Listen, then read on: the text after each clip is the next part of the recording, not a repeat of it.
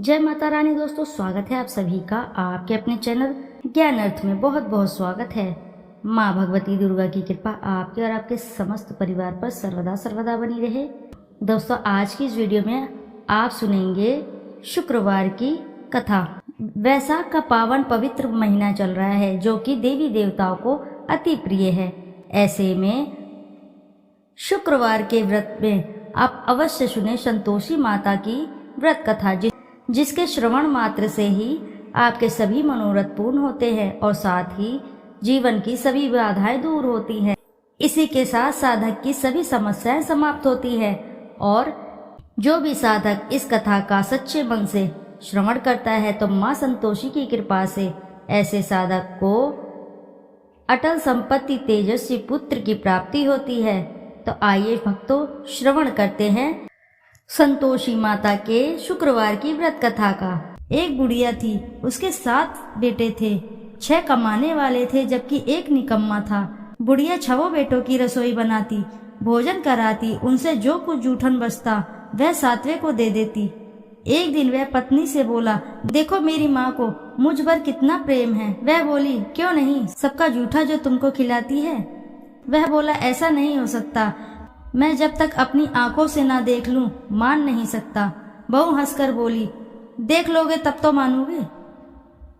कुछ दिन बाद त्योहार आया। घर में 7 प्रकार के भोजन और चूरमे के लड्डू बने।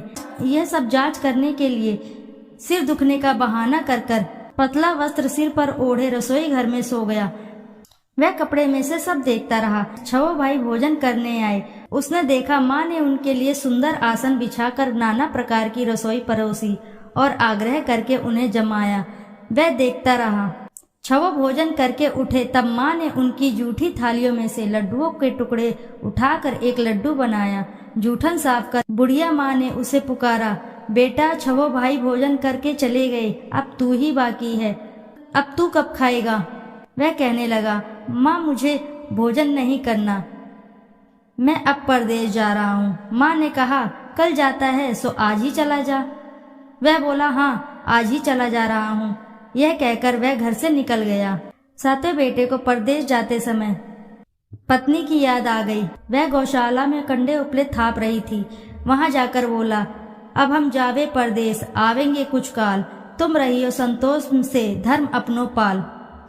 वह बोली, जाओ पिया आनंद से, हमरो सोच हटाए, राम भरोसे हम रहे, ईश्वर तुम्हें सहाय। 2 निशानी आपन देख धरू में धीर, सुधी मती हमारी, बिसारियो रखियो मन गंभीर। वह बोला, मेरे पास तो कुछ नहीं, यह अंगूठी है सो ले ले और अपनी कुछ निशानी मुझे दे। वह बोली, मेरे पास क्या है, यह गोबर भरा हाथ। यह कहकर उसकी पीठ पर गोबर के हाथ की थाप मार दी। वह चल दिया। चलते चलते दूर देश पहुंचा। वहां एक साहूकार की दुकान थी। वहां जाकर कहने लगा, भाई मुझे नौकरी पर रख लो। साहूकार को जरूरत थी। बोला, रह जा। लड़के ने पूछा, तनख्वाह क्या दोगे। साहूकार ने कहा, काम देखकर दाम मिलेगा। साहूकार की नौकरी मिली। वह सुबह 7 बजे से 10 बजे तक नौकरी बजाने लगा। कुछ दिनों में दुकान का सारा लेन देन, हिसाब किताब, ग्राहकों को माल बेचना, सारा काम करने लगा। साहूकार के साथ 8 नौकर थे। वे सब चक्कर खाने लगे। यह तो बहुत होशियार बन गया। सेठ ने भी काम देखा और 3 महीने में ही उसे आधे मुनाफे का हिस्सेदार बना लिया। वह कुछ वर्ष में ही नाबी सेठ बन गया और मालिक सारा कारोबार उस पर छोड़कर चला गया।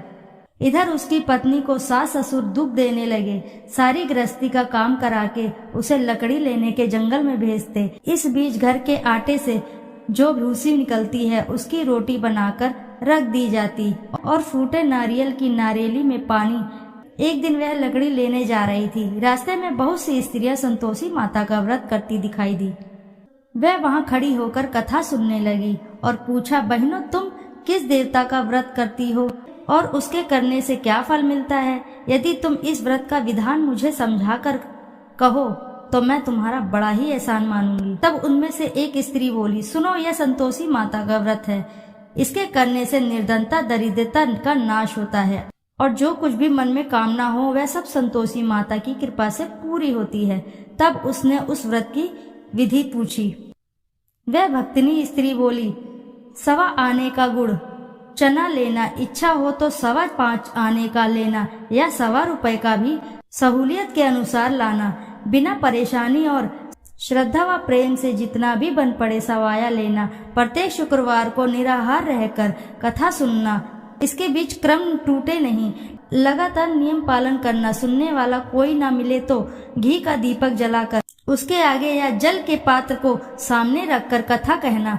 जब यह कार्य सिद्ध हो जाए नियम का पालन करना और कार्य सिद्ध हो जाने पर व्रत कथा का उद्यापन करना। 3 मास बीतने पर माता फल अवश्य ही पूर्ण करती हैं।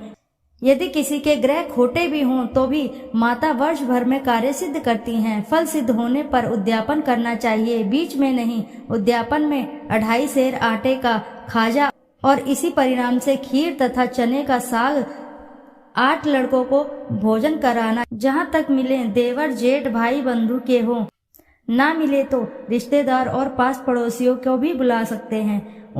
उन्हें भोजन करा यथा शक्ति दक्षिणा दे माता का नियम पूरा करना है। उस दिन घर में खटाई न खाना। यह सुन बुढ़िया की बहू चल दी। रास्ते में लकड़ी के बोझ को बेच दिया और उन पैसों से गुड़ चना ले माता के व्रत की तैयारी कर आगे चली और सामने मंदिर देखकर पूछने लगी, यह मंदिर किसका है? सब कहने लगे, संतोषी माता का है। यह सुनकर माता के मंदिर में जाकर चरणों में लौटने लगी। दीन हो विनती करने लगी, माँ मैं निपट अज्ञानी हूँ, व्रत के कुछ भी नियम नहीं जानती हूँ, मैं दुखी हूँ। हे माता जगत जननी मेरी दुख दूर करो, मैं तेरी शरण में हूँ। माता को दया आई। एक शुक्रवार बीता कि दूसरे को उसके पति का पत्र आया और तीसरे शुक्रवार को उसका भेजा हुआ पैसा आ पहुँचा। यह देख जेठ जेठानी मुंह सिकोड़ने लगे, लड़के ताने देने लगे। काकी के पास पत्र आने लगे, रुपया आने लगा। अब तो काकी की खातिर बढ़ेगी। बेचारी सरलता से कहती, भैया कागज आए, रुपया आए, हम सब के लिए अच्छा है। ऐसा कहकर आंखों में आंसू भरकर संतोषी माता के मंदिर में मातेश्वरी के चरणों में गिरकर रोने लगी। माँ मैंने तुमसे पैसा कम मांगा है, मुझे पैसे से क्या काम है, मुझे तो अपने सुहाग से काम है, मैं तो अपने स्वामी के दर्शन मांगती हूँ। तब माता ने प्रसन्न होकर कहा, जा बेटी तेरा स्वामी भी आएगा। यह सुनकर खुशी से बावली होकर घर में जा काम करने लगी। अब संतोषी माँ विचार करने लगी, इस भोली पुत्री को मैंने कह तो दिया कि तेरा पति आएगा, लेकिन कैसे? वह तो इसे स्वप्न में भी याद नहीं करता। उसे याद दिलाने को मुझे ही कुछ करना पड़ेगा। इस तरह माताजी उस बुढ़िया के बेटे के पास जा स्वप्न में प्रकट होकर कहने लगी, साहूकार के बेटे सो रहा है या जागता है? वह कहने लगा, माता सोता भी नहीं जागता भी नहीं हूँ, कहो क्या आज्ञा है? माँ कहने लगी, तेरे घर बार कुछ है कि नहीं? वह बोला, मेरे पास सब कुछ है, माँ बाप है, बहू है, क्या कमी है? माँ बोली, भोले पुत्र तेरी बहू घोर कष्ट उठा रही है, तेरे माँ बाप उसे परेशानी दे रहे हैं, वह तेरे लिए तरस रही है, तू उसकी सुध ले। वह बोला, हाँ माताजी यह तो मालूम है, परंतु जाऊं तो जाऊं कैसे? परदेश की बात है, लेन देन का कोई हिसाब नहीं, कोई जाने का रास्ता नहीं आता, कैसे चला जाऊं? माँ कहने लगी, मेरी बात मान, सवेरे नहा धोकर संतोषी माता का नाम ले, घी का दीपक जलाकर दंडवत कर दुकान पर जा बैठ। देखते ही देखते सारा लेन देन चुक जाएगा, जमा का माल भी बिक जाएगा, सांझ होते होते धन का भारी ठेल लग जाएगा। अब बूढ़े की बात मानकर वह नहा धोकर संतोषी माता को दंडवत घी का दीपक जला दुकान पर जा बैठा। थोड़ी देर में देने वाले रुपया लाने लगे, लेने वाले हिसाब लेने लगे, खरीदार नगद दाम दे सौदा करने लगे। शाम तक धन का भारी ठेल लग गया। मन में माता का नाम ले, चमत्कार देख प्रसन्न हो घर ले जाने के वास्ते गहना कपड़ा सामान खरीदने लगा। यहाँ काम से निपट तुरंत घर को रवाना हुआ। उधर उसकी पत्नी जंगल में लकड़ी लेने जाती, लौटते वक्त माता जी के मंदिर में विश्राम करती। वह तो उसके प्रतिदिन रुकने को जो भी स्थान ठहरा, धूल उड़ती हुई देख वहाँ माता से पूछती है, हे माता यह धूल कैसे उड़ रही है? माता कहती है, हे पुत्री तेरा पति आ रहा है, अब तू ऐसा कर, लकड़ियों के 3 बोझ बना ले, एक नदी के किनारे रख और दूसरा मेरे मंदिर व तीसरा अपने सिर पर। तेरे पति को लकड़ियों का गट्ठर देख मोह पैदा होगा, वह यहाँ रुकेगा, नाश्ता पानी खाकर माँ से मिलने जाएगा। तब तू लकड़ियों का बोझ उठाकर जाना और चौक में गट्ठर डालकर जोर से आवाज लगाना, लो सासू जी लकड़ियों का गट्ठर लो, भूसी की रोटी दो, नारियल के खोपड़े में पानी दो, आज मेहमान कौन आया है। माता जी से बहुत अच्छा कहकर वह प्रसन्न मन से लकड़ियों के 3 गट्ठर बनाई, एक नदी के किनारे पर और एक माता जी के मंदिर पर रखा। इतने में मुसाफिर आ पहुंचा। सूखी लकड़ी देखकर उसकी इच्छा उत्पन्न हुई कि हम यहीं पर विश्राम करें और भोजन बनाकर खा पीकर गांव जाएं। इसी तरह रुक कर भोजन बना विश्राम करके गांव को गया। सबसे प्रेम से मिला। उसी समय सिर पर लकड़ी का गट्ठर लिए वह उतावली सी आती है, लकड़ियों का भारी बोझ आंगन में डालकर जोर से 3 आवाज देती है, लो सासू जी लकड़ियों का गट्ठर लो, भूसी की रोटी दो, आज मेहमान कौन आया है। यह सुनकर उसकी सास बाहर आकर अपने दिए हुए कष्टों को भुलाने हेतु कहती है, बहू ऐसा क्यों कहती हो, तेरा मालिक ही तो आया है, आ बैठ, मीठा भात खा, भोजन कर, कपड़े गहने पहन। उसकी आवाज सुनकर उसका पति बाहर आता है, अंगूठी देखकर व्याकुल हो जाता है। माँ से पूछता है, माँ यह कौन है। माँ बोली, बेटा यह तेरी बहू है, जब से तू गया है तब से सारे गांव में भटकती फिरती है, घर का कामकाज कुछ करती ही नहीं, 4 पहर आकर खा जाती है। वह बोला, ठीक है माँ, मैंने इसे भी देखा और तुम्हें भी, अब दूसरे घर की ताली दो, उसमें रहूंगा। माँ बोली, ठीक है, जैसी तेरी मर्जी। तब वह दूसरे मकान की 3री मंजिल का कमरा खोलकर सारा सामान जमाया। एक दिन में राजा के महल में जैसा ठाट बाट बन गया। अब क्या था, बहू सुख भोगने लगी। इतने में शुक्रवार आया। उसने पति से कहा, मुझे संतोषी माता के व्रत का उद्यापन करना है। पति बोला, खुशी से कर लो। यह वह उद्यापन की तैयारी करने लगी। जिठानी के लड़कों को भोजन के लिए कहने गई। उन्होंने मंजूर किया, परंतु पीछे से जिठानी ने अपने बच्चों को सिखाया, देखो भोजन के समय खटाई मांगना, जिससे उसका उद्यापन पूरा ना हो। लड़के खाने आए, खीर खाना पेट भर खाया, परंतु बाद में खाते ही कहने लगे, हमें खटाई दो, खीर खाना हमको नहीं भाता, देखकर आरुचि होती है। वह कहने लगी, भाई खटाई किसी को नहीं दी जाएगी, यह तो संतोषी माता का प्रसाद है। लड़के उठ खड़े हुए, बोले, पैसे लाओ। बोली बहू कुछ जानती नहीं थी, उन्हें पैसे दे दिए।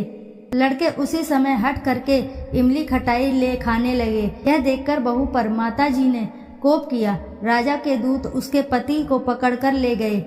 जेठ जेठानी मनमाने वचन कहने लगे, लूट लूट कर धन इकट्ठा कर लाया था, अब सब मालूम पड़ जाएगा, जब जेल की मार खाएगा। बहू से यह सहन नहीं हुए। माता संतोषी से मांगी माफी। रोती हुई माता जी के मंदिर गई। कहने लगी, हे माँ, तुमने क्या किया। हंसाकर अब भक्तों को रुलाने लगी। माता बोली, बेटी तूने उद्यापन करके मेरा व्रत भंग किया। वह कहने लगी, माता मैंने कुछ अपराध किया है, मैंने तो भूल से लड़कों को पैसे दे दिए थे, मुझे क्षमा करो, मैं फिर तुम्हारा उद्यापन करूंगी। माँ बोली, अब भूल मत करना। वह कहती है, अब भूल नहीं होगी। अब बतलाओ वे कैसे आएंगे। माँ बोली, जा पुत्री, तेरा पति तुझे रास्ते में आता मिलेगा। वह निकली, राह में पति आता मिला। वह पूछी, कहाँ गए थे। वह कहने लगा, इतना धन जो कमाया है उसका टैक्स राजा ने मांगा था, वह भरने गया था। वह प्रसन्न हो बोली, भला हुआ, अब घर चलो। कुछ दिन बाद फिर शुक्रवार आया। फिर किया व्रत का उद्यापन। वह बोली, मुझे फिर से माता का उद्यापन करना है। पति ने कहा, करो। बहू फिर से जेठ के लड़के को भोजन को कहने गई। जेठानी ने 1-2 बातें सुनाई और सब लड़कों को सिखाने लगी, तुम सब लोग पहले ही खटाई मांगना। लड़के भोजन से पहले कहने लगे, हम खीर नहीं खानी, हमारा जी बिगड़ता है, कुछ खटाई खाने को दो। वह बोली, खटाई किसी को नहीं मिलेगी, आना हो तो आओ। वह ब्राह्मण के लड़के को लाकर भोजन कराने लगी। यथाशक्ति दक्षिणा की जगह 1-1 फल उन्हें दिया। संतोषी माता प्रसन्न हुई। माता की कृपा होते ही 9वें मास में उसके चंद्रमा के समान सुंदर पुत्र प्राप्त हुआ। पुत्र को पाकर प्रतिदिन माता जी के मंदिर को जाने लगी। माँ ने सोचा यह रोज आती है, आज क्यों न इसके घर चलूं। यह विचार कर माता ने भयानक रूप बनाया। गुड़ चने से सना मुख, ऊपर सूंड के समान होठ, उस पर मक्खियां भिन्न भिन्न कर रही थी। देहली पर पैर रखते ही उसकी सांस चिल्लाई, देखो रे कोई चुड़ैल डाकिन आ रही है, लड़को इसे भगाओ नहीं तो किसी को खा जाएगी। लड़के भगाने लगे, चिल्लाकर खिड़की बंद करने लगे। बहू रोशनदान में से देख रही थी। प्रसन्नता से पगली बन चिल्लाने लगी, आज मेरी माताजी मेरे घर आई हैं, वह बच्चे को दूध पीने से हटाती है। इतने में सास का क्रोध फटा। वह बोली, क्या उतावली हुई है, बच्चे को पटक दिया। इतने में माँ के प्रताप से लड़के ही लड़के नजर आने लगे। वह बोली, माँ मैं जिसका व्रत करती हूँ यह संतोषी माता हैं। सबने माताजी के चरण पकड़ लिए और विनती करने लगे, हे माता, हम मूर्ख अज्ञानी हैं, तुम्हारे व्रत का विधि विधान हम नहीं जानते। व्रत भंग कर हमने बड़ा अपराध किया है। जग माता आप हमारा अपराध क्षमा करो। इस प्रकार माता प्रसन्न हुई। बहू को प्रसन्न होकर जैसा फल दिया वैसा माता सबको फल दे। जो पढ़े उनका मनोरथ पूर्ण हो, सभी की मनोकामनाएं पूर्ण हो, सभी के कार्य बनते चले जाएं। बोलो जय संतोषी माता की जय।